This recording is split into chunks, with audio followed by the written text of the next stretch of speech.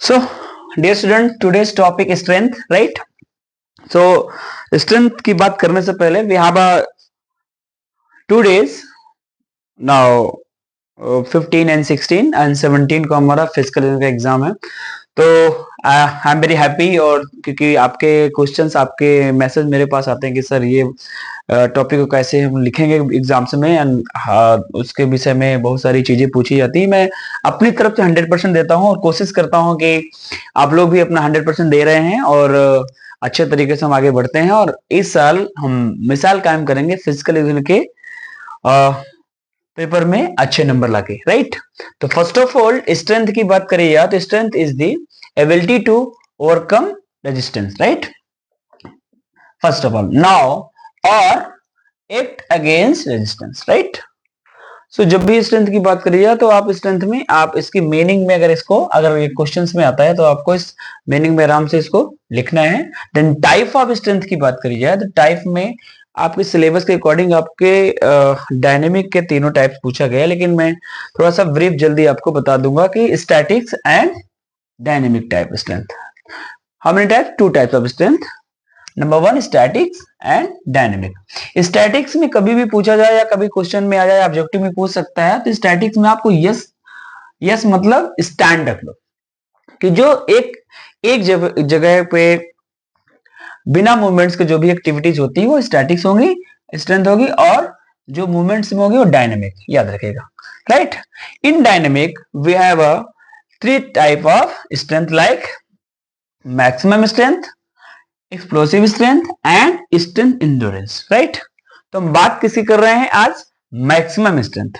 Maximum strength की बात करी जाए, it is ability of muscles और group muscles to act against a resistance in a single effort, right. ये ऐसी एबिलिटीज है कि जैसे कभी भी कोई भी एक्टिविटीज हम कर रहे हैं जिसमें आपका जो एफर्ट है वो एक सिंगल एफर्ट के साथ उसको परफॉर्म कर रहा है, राइट। जैसे एग्जांपल तौर पे मैं बता दूं, एग्जांपल से आपको जल्दी समझ में आएगा कि इसका एग्जांपल जैसे आप वेट लिफ्टिंग की बात करिए। वेट लिफ्टिंग में जैसे मान लीजिए जो भी स्पोर्ट्स कंपटीटर खड़ा होता है या आता है तो उसके सामने वेट रखा जाता है, उसको वन टाइम पे एक बार में पूरे वेट लिफ्टिंग एक बार में पूरा एफर्ट डाल के और वेट लिफ्ट कर रहा है। उसमें आपको एक भी बार आपको बीच में होल्ड नहीं करना है, नहीं तो वो डिस्क्वालीफाई या फाउल हो जाता है, राइट।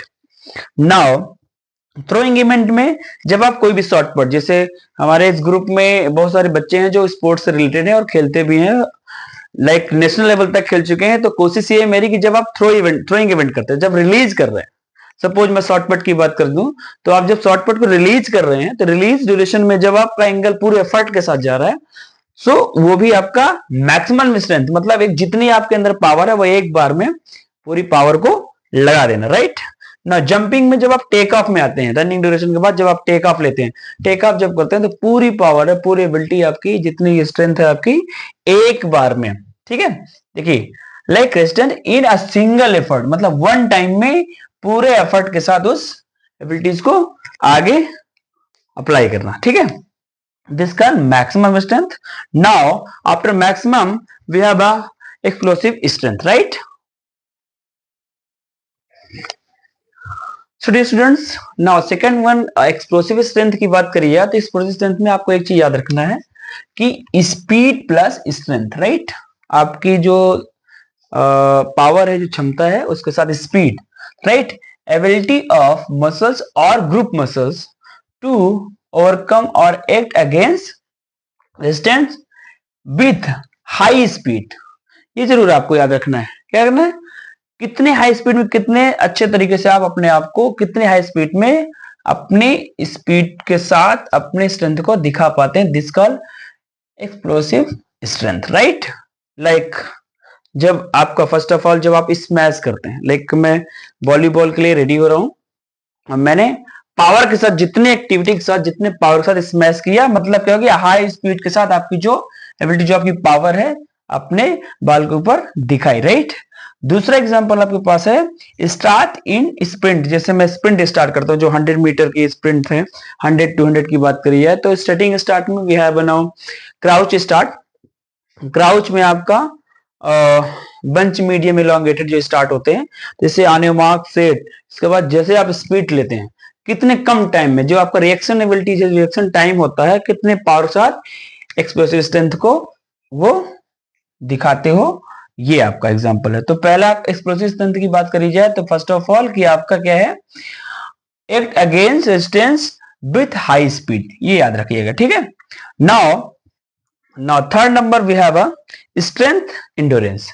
तो स्ट्रेंथ इंड्योरेंस में क्या होता है, स्ट्रेंथ इंड्योरेंस को प्लस करने की बात करी जाए तो यहां पे सबसे बड़ी बात है कि एबिलिटी और मसल्स और group of muscles to overcome और एक्ट अगेंस्ट रेजिस्टेंस